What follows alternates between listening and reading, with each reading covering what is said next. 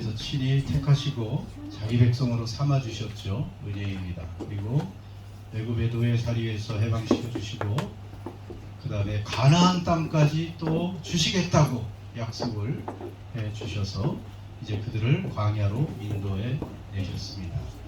그리고 광야길 가나안 땅까지 가는 그 여정에도 하나님이 함께 해 주시겠다고 약속하시고 무엇을 만들라고 했죠?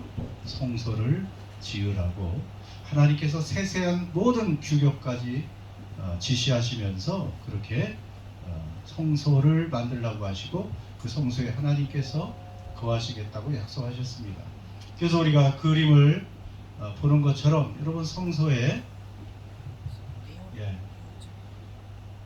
성소 그 안에 하나님께 나아가기까지 쉽지 않다고 그랬죠. 먼저 무엇을 통과했습니까?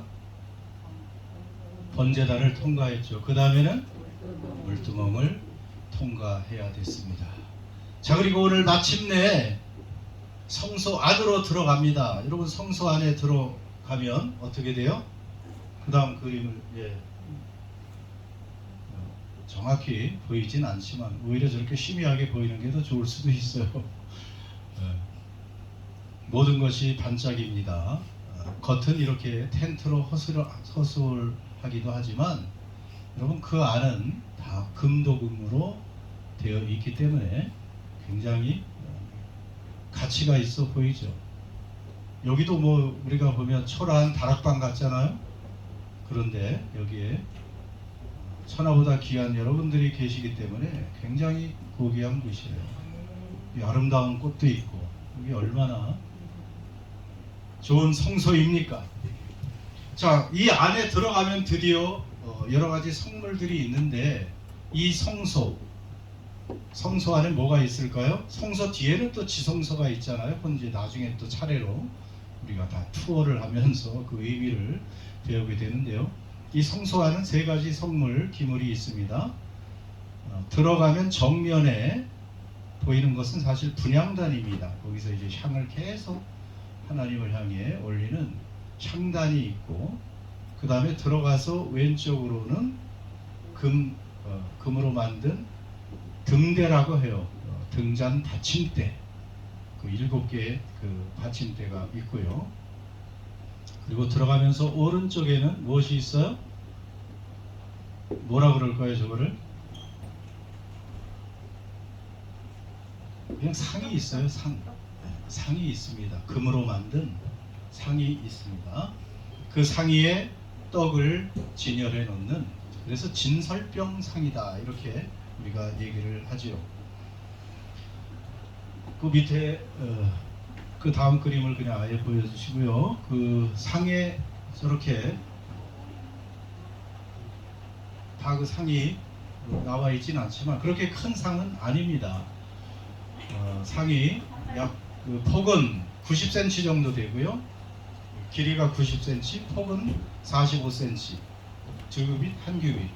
그 다음에 높이는 한 68cm. 그러니까 크지 않은 작은 상입니다. 거기에 빵을 올려놓죠. 빵을 몇 개를 쌓아둡니까? 잘 모르시죠? 12개의 빵을 쌓아두게 됩니다. 그래서 이 빵을 뭐라고 불러요? 오늘 제목에 있는 것처럼 진설병이라고 부르는 거예요. 진설병. 병은 뭐냐면 떡병자. 사실 빵인데 우리 한글 성경에 다 그 병, 떡으로 번역을 했기 때문에 그렇죠. 빵을 12개를 6줄로 6개씩 2줄로 이렇게 쌓아 놓습니다. 근데 빵 하나의 크기가 얼마큼 될까 생각해 보면 사실은 작은 크기가 아닙니다.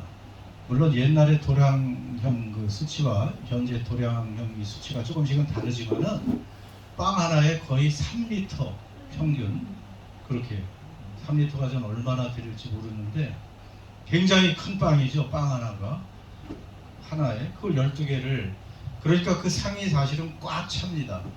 그래서 옆으로 놓을 수가 없으니까 위로 쌓아두게 되는 것이죠.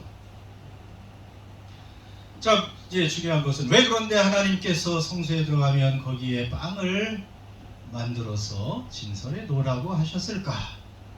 왜 그랬을까? 하나님이 시장하셔서?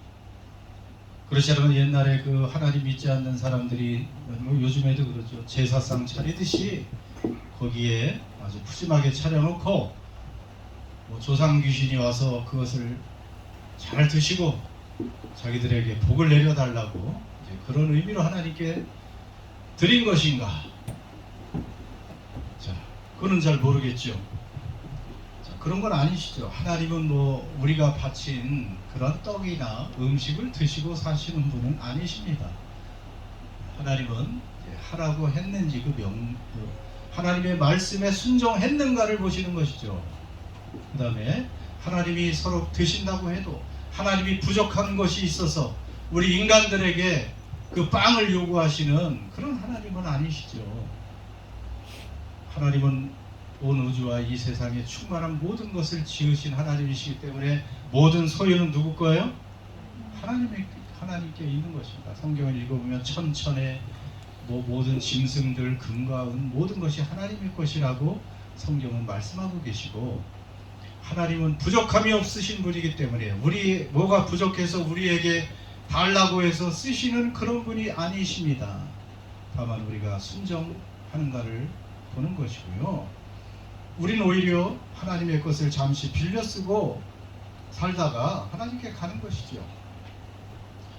그럼 왜 하나님께서 그 앞에 빵을 진설하라고 하셨을까? 여러분, 그 빵을 30절에 보면 이렇게 말씀하고 있습니다. 마지막 절이었죠. 상 위에 진설병을 두어 항상 내 앞에 있게 할지니라. 물론 진설병이라는 것은 아까 의미한 대로 그냥 하나님 앞에 이렇게 배열해놨다 그런 뜻도 있지만, 이 진설병이라는 그 원어의 뜻은 뭐냐면 히브리어로 레헴 파님 이렇게 부릅니다. 레헴, 여러분 레헴이 무슨 뜻인지 다 아시죠? 무슨 뜻이라고 그랬어요? 하나도. 베들레헴 다 아시잖아요. 베들레헴. 레헴이 뭐라고 그랬어요? 빵이란 뜻이에요.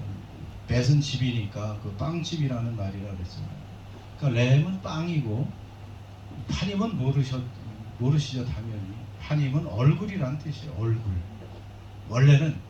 그러니까 하나님 앞에 이 레헴 파님을 항상 있게 해라 그런 말씀이에요. 그러니까 직역을 하면 얼굴의 빵 그런 뜻이에요. 얼굴의 빵. 하나님의 얼굴이 있는 빵이다 그런 말이죠. 직역을 하면. 여러분, 얼굴은 뭘 상징하겠어요? 사람들, 여러분이 친구를 못 만나면 김삼미 원사님 친구가 갑자기 오랜만에 얼굴을 안 보면 얼굴 좀 보자 그러잖아요. 그 얼굴은 그 사람의 인격이나 임재를 나타내는 거예요. 그렇기 때문에 임재, 얼굴의 빵이라는 것은 영어 성경에 그렇게 번역을 해놨잖아요. The bread of the presence. the presence는 하나님의 임재를 말하는 거예요. 그래서 하나님이 임재하시는 빵. 아예 영어 성경에는 그렇게. 우리는 진설병 해놓으니까 조금 무슨 말인가도 복잡하지만 임재의 빵이다 그런 말로 번역을 하면 조금 더 우리가 이해하기가 쉬울 수 있었을 것입니다. 그러니까 거기다 빵을 진열해 놓으라는 것은 임재의 빵이란 말이고, 하나님께서 그 성소에 함께 계신다는 것이에요. 그러니까 그 30절에 이 임재의 빵을 도 항상 내 앞에 있게 할지니라. 누구 앞에? 하나님 앞에. 그러니까 하나님이 그 빵 앞에 계신다는, 여러분, 그런 의미입니다. 그래서 성소가 되는 것이죠. 하나님께서 함께 하시니까 아무리 초라한 곳이라도 거룩한 땅이 되고 거룩한 장소가 되는 것입니다. 아무리 초라한 것이라도 하나님이 계시면 성소가 되는 것이고, 아무리 크고 웅장한 건물이라고 해도 하나님이 안 계시면 그것은 거룩한 곳이 될 수가 없는 것입니다. 그런 의미가 있고요. 그러면 그 성소에만 하나님이 함께 계실까요? 레위기 24장 5, 6절 다시 한번 거기를 레위기에도 요 진설병에 관한 그 말씀이 보충적으로 설명이 되어 있습니다. 거기에 이런 말씀이 있습니다. 너는 고운 가루를 가져다가 떡 12개를 굽되 각 덩이를 10분의 2 에바로 하여 여호와 앞 순결한 상 위에 두루 두 줄로 한 줄에 6씩 진설하고 이렇게 정확히 하나님께서 명령을 내리고 계십니다. 순결한 상이라는 것은 퓨어 골드를 얘기해요. 그냥 순금으로 만든 상의 그런 뜻이고요. 자, 그런데 이 빵이 몇 개라 그랬어요? 12개도 중요해요. 10개도 아니고 12개. 왜 12개일까요?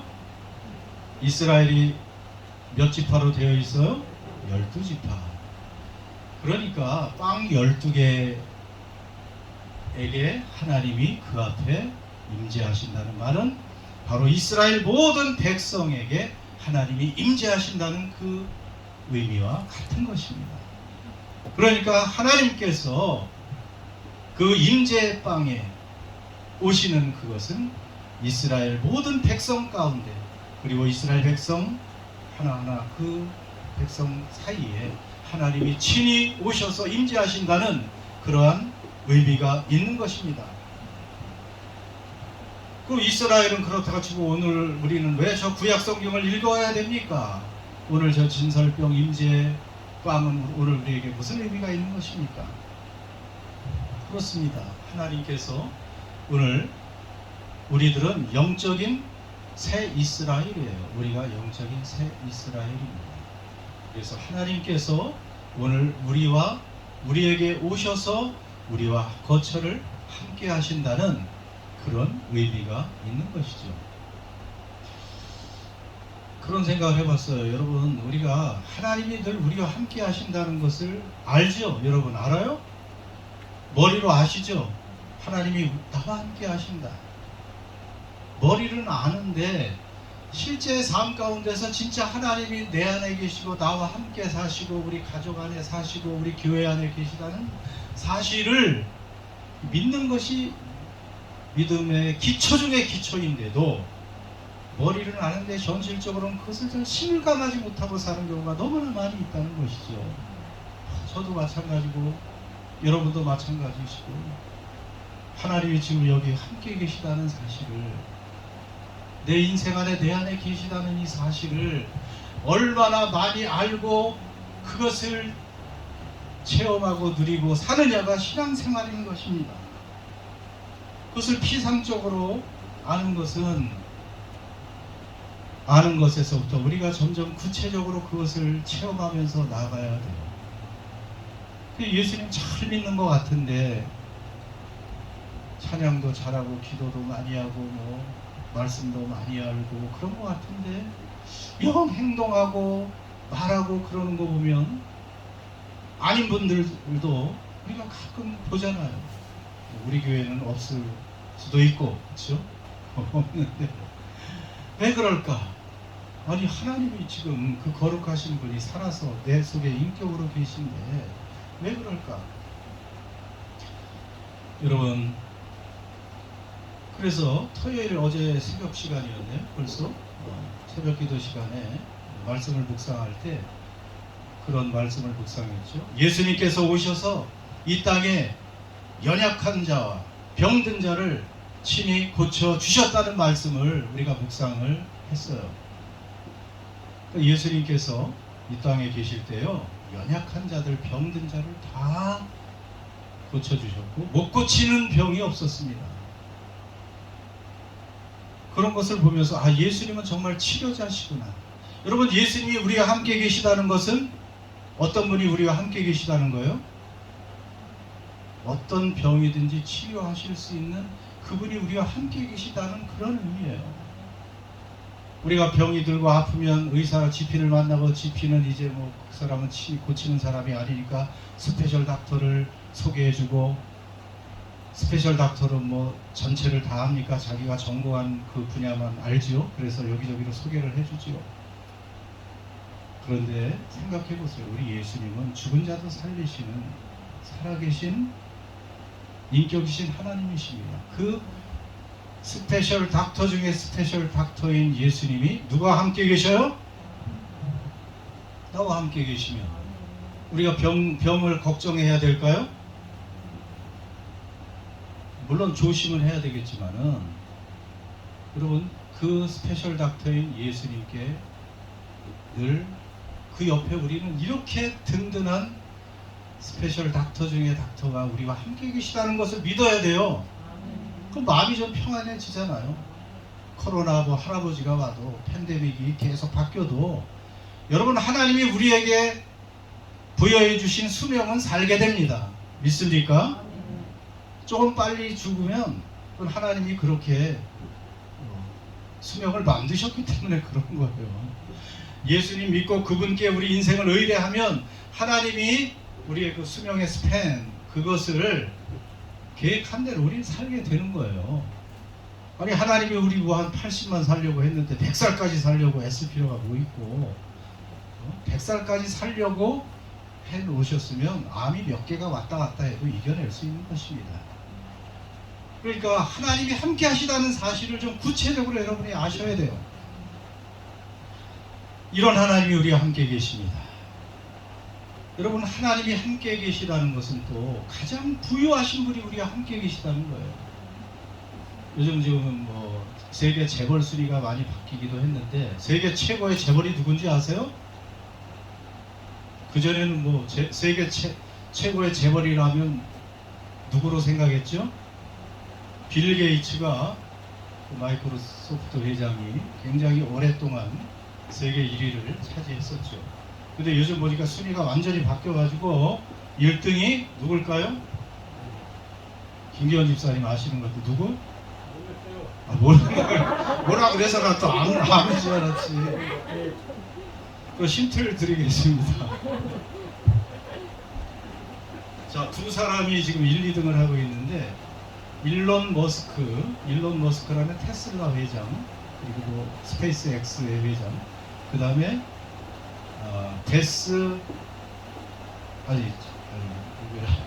제프 베이조스 제프 베이조스는 아마존 그 유통업자 그 사람 둘 중에 한 사람이 1등 2등인데 자 1등이 누구겠어요? 그렇지 일자가 들어갔잖아 거기 일론 머스크 베이조스는 또 왜 2등이에요? 이자가 들어갔잖아 베이조스 이렇게 읽으면 돼요.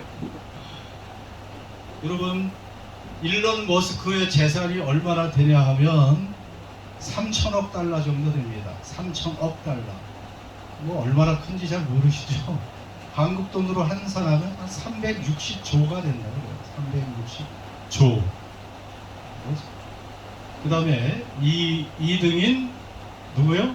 이조스는 2천억 달러 정도 되고 3등은 그 루이비통 사장이고 4등이 바로 그 누구냐 하면 우리가 잘 아는 빌 게이츠는 4위로 밀려났어요. 뭐 한국의 그 1, 2등은 뭐 10조 몇 조 뭐 이 정도 수준이고 자 그게 중요한 게 아니고 여러분은 관심이 없죠. 이 사람들이 뭐 그렇게 큰 재산이 있는데 저는 저하고 비슷한 재산을 가지고 있기 때문에 저는 관심이 좀 있는 거예요. 내가 밀려났나 안 밀려났나 이거를 좀 보기 위해서 여러분 이 사람들이 아무리 많은 재산을 가지고 있다고 해도 하나님의 재산에 비하면 하나님의 소유에 비하면 푼돈도 아닙니다. 푼돈도 아닙니다. 여러분 이것은 확신할 수 있어요. 모든 것이 하나님의 것입니다.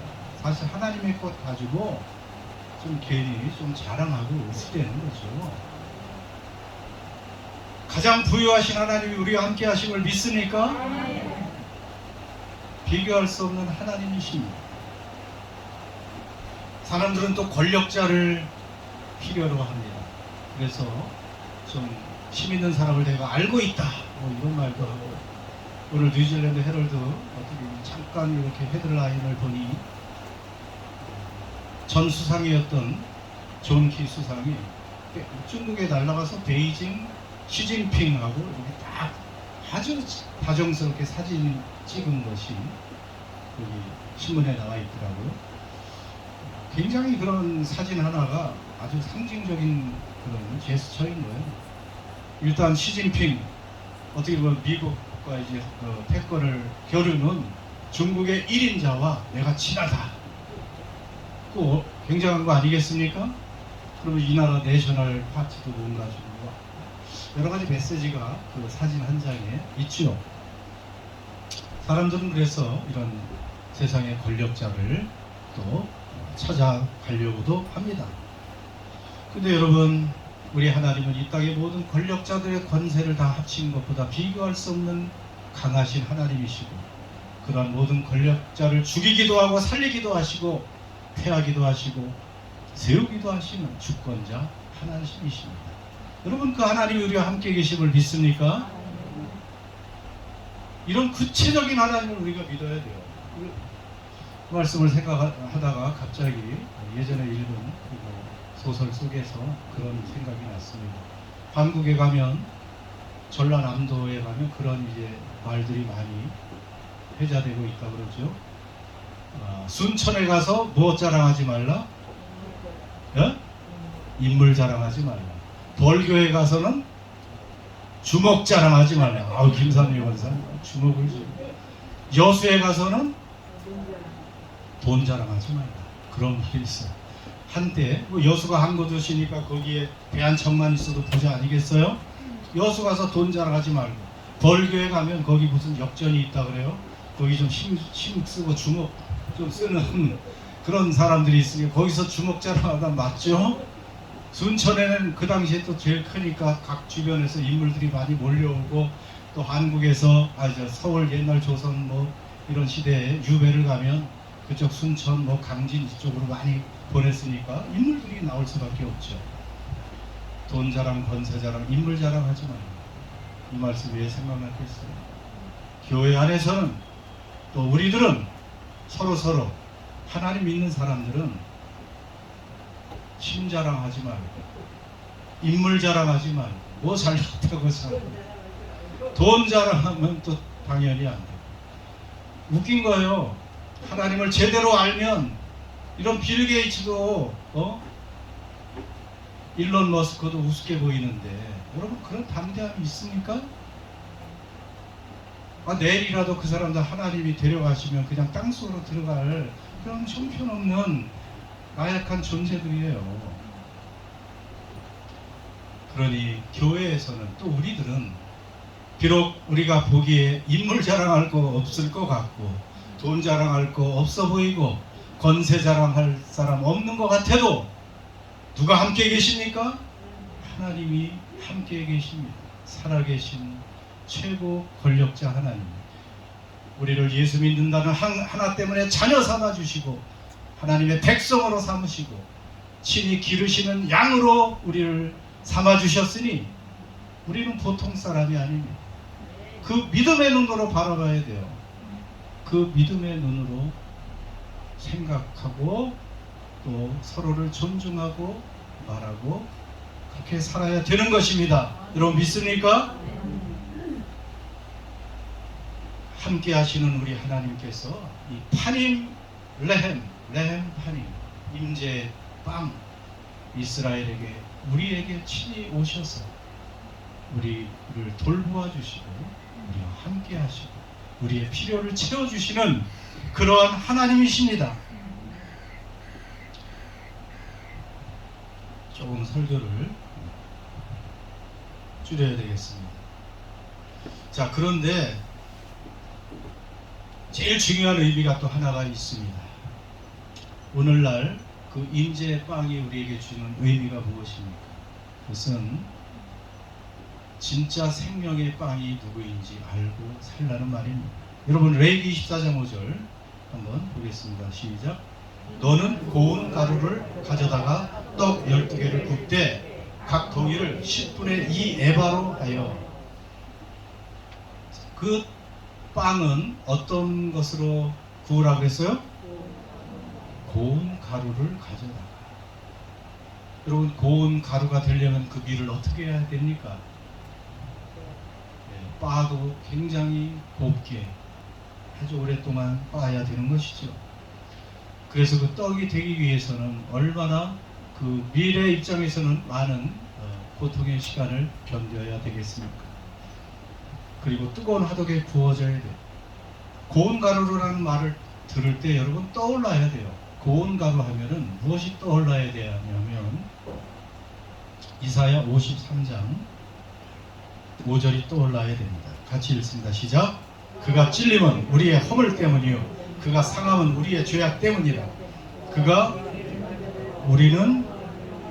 그가 채찍에 맞음으로 우리는 여러분 이사야 53장 그냥 막 갖다 붙인 게 아니에요. 예수님에 관한 예언이죠. 그분이 찔림은 우리의 허물 때문이요 그가 상함은 우리의 죄악 때문이라. 요 상함은 우리의 죄악 때문이라 빨간 글씨로 해놨죠. 영어 성경에 또 마찬가지고 영어 성경은 He was crushed for our iniquities. crushed 됐다 이렇게 표현을 합니다. 그러니까 예수님께서 우리를 위해서 완전히 진뭉개졌다는 의미입니다. 그래서 이사야 53장은 영어로 볼 때 더 굉장히 우리에게 감동을 주는 그냥 상함은 정도가 아니고 완전히 이겨지고 뭉개졌다는 거예요. 하나님께 드려지는 진설병이 하나님께 드려지기까지 그냥 그 껍질이 벗겨지고 으깨지고 짓눌려지고 그 다음에 화덕에 구워져서 하나님께 드려지듯이 예수님께서는 우리를 구원하기 위해서 우리에게 진정한 생명을 주시는 음식이 되기 위해서 그렇게 짓이겨지고 온 인류의 고통, 저와 여러분의 그 고난을 대신 담당하는 이러한 무서운 고난을 당하셨다는 사실입니다. 그래서 예수님은 당당하게 이렇게 말씀하셨던 거예요. 요한복음 3장 6장 35절 시작. 예수께서 이르시되 나는 내게 오는 자는 결코 줄이지 아니할 터이요 나를 믿는 자는 영원히 목마르지 아니하리라. 6장 51절에도 시작. 나는 하늘에서 내려온 살아있는 떡이니 사람이 이 떡을 먹으면 영생하리라. 내가 줄 떡은 곧 세상의 생명을 위한 내 살이니라 하시니라. 예수님께서 생명의 떡이 되셨습니다. 생명을 주는 떡. 여러분 세상에서 맛있는 음식 뭐 얼마든지 편히 먹고 살려고 여러분 일하고 계십니까? 그러나 진정한 생명의 빵 음식은 누구라고요? 예수 그리스도. 우리가 어떻게 먹어요? 그분을 믿음으로 그 예수님의 고난 그것이 내 것이 되고 그분의 부활이 내 것이 되고 그분의 영원한 생명이 나의 생명이 되고 그분의 의로움이 나의 의로움이 되고 그래서 그분을 통해서만 모든 죄인은 모든 인간은 생명을 얻는다는 사실을 알려주고 있습니다.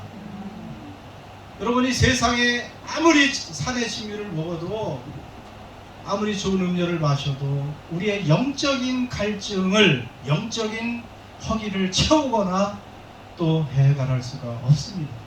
오직 예수님을 우리를 위해서 그 살과 피를 내어주신 그분을 믿음으로만 우리는 영원한 생명과 참된 평화와 또 소망을 가질 수 있게 된다는 것입니다. 믿습니까?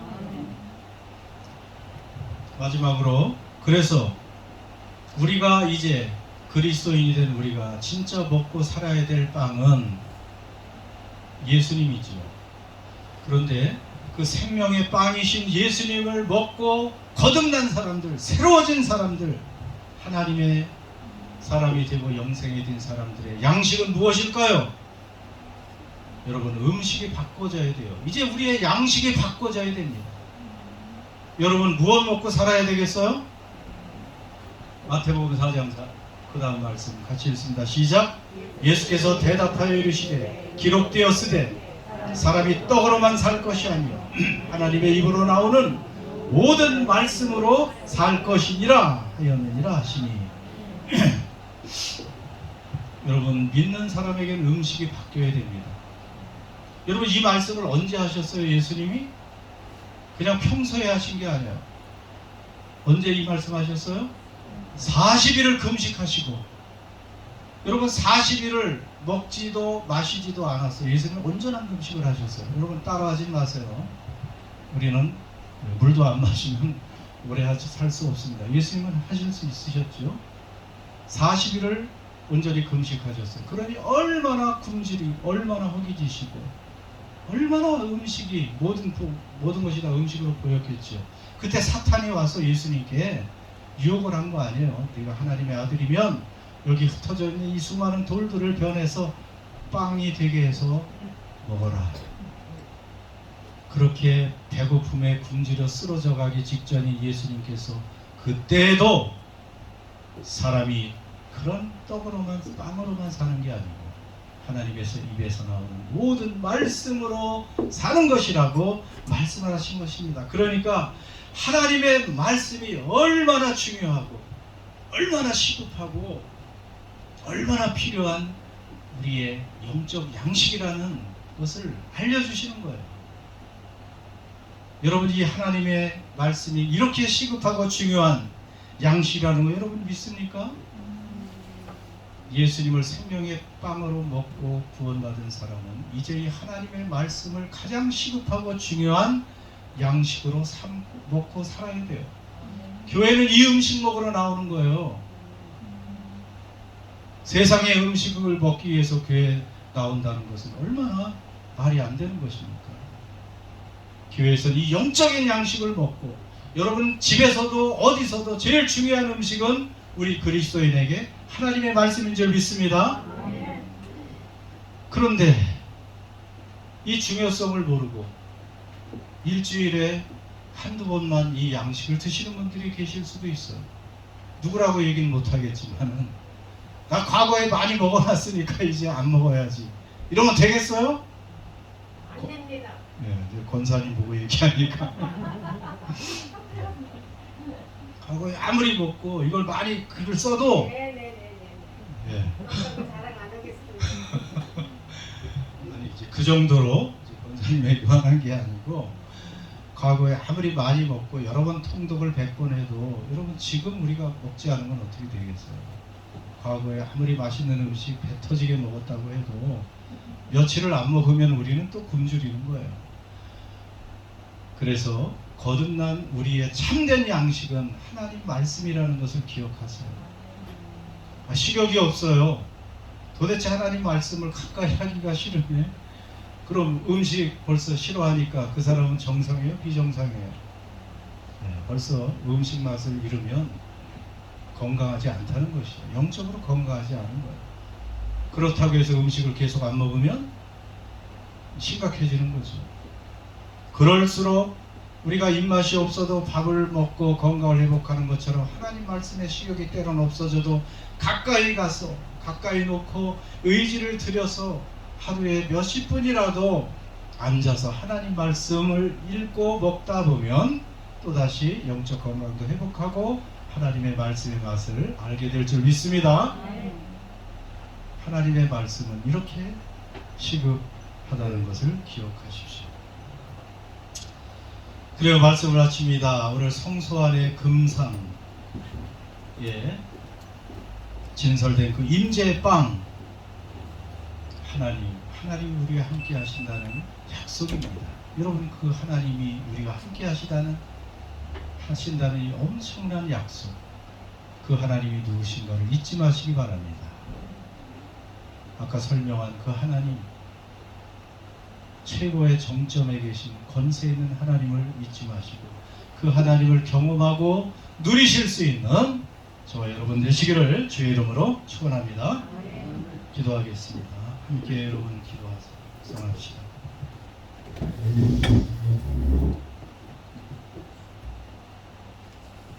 그래요. 하나님은 임마누엘의 하나님이신 줄 우리가 알면서도 우리가 우리 인생의, 우리의 삶의 중심에 예수님을 모셔드려서 그리스도인이 되었음에도 불구하고 함께 하시는 하나님이 어떤 분인지, 시시한 하나님이 아닌데 이 세상 누구도 비교할 수 없는 그 뛰어나고 위대한 하나님, 인격으로 나와 함께 계시는데 이 하나님을 얼마나 우리가 신뢰하고 구체적으로 믿고 그분의 도움을 청하고 그분의 도움을 받고 누리고 경험하며 살았는지 제발 앞으로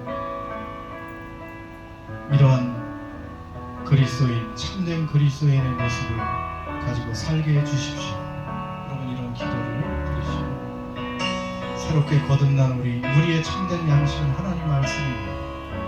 이 말씀 좀 사모하고 가까이 하고 매일매일 많이 드실 수 있도록 하나님 앞에 여러분 기도할 수 있도록 하나님 아버지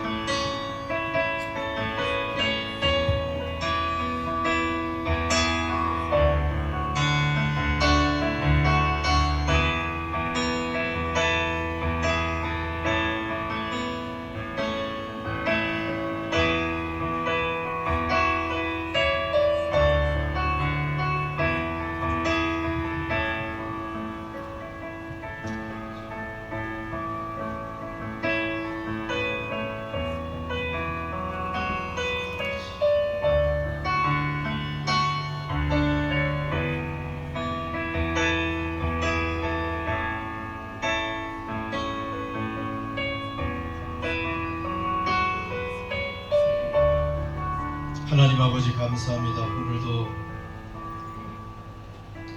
하나님의 말씀을 우리가 마음에 새기며 한두 가지라도 실천해낼 수 있도록 인도해 주옵소서. 우리보다 좀 더 나은 세상의 것들에는 우리의 눈을 돌리고 우리의 관심이 하나님으로부터도 멀어지는 이 비교할 수 없는 하나님을 우리가 믿는다고 하면서도 실제로 누리지 못하고 체험하지도 못하는 저희들을 불쌍히 여겨 주옵소서. 임마누엘 되신 하나님을 이제 구체적으로 모시고 우리의 모든 필요를 넉넉히 채워주시고 돌봐주시는 크신 하나님, 왕이왕이신 하나님을 날마다 찬양하며 환영하며 감사하며 기뻐하며 논의하며 살아갈 수 있는 저희 모두가 되게 해 주시옵소서. 우리 주 예수님의 이름으로 기도드립니다. 일어나셔서 1절